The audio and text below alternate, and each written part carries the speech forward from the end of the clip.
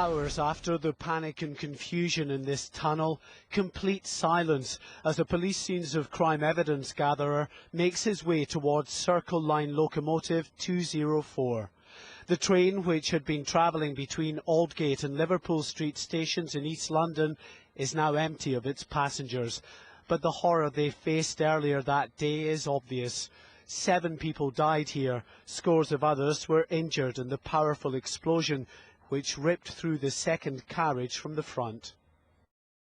Across London, another Scenes of Crime team records the aftermath of the terrorist attack at Edgware Road. 6 died here. Some the inquest heard had lain for a time mortally wounded amongst the twisted wreckage and scattered belongings. But they died before medical help could reach them.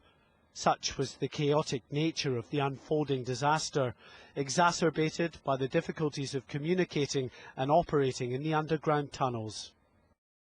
Here at Russell Square, the platforms are empty. The whole network was shut down in the aftermath of the attacks. The bombing of this train accounted for the biggest single loss of life.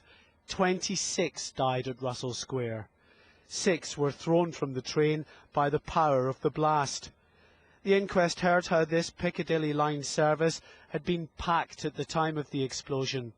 The train had been carrying up to 1,500 passengers who had to clamber through the deep tunnels for almost half a mile to reach safety.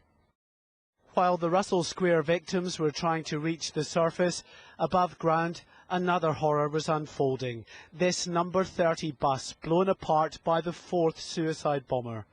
These images were understandably difficult for the families to watch, and they know they've many months of distressing evidence ahead before the inquest finally rules on the events of July the 7th, 2005.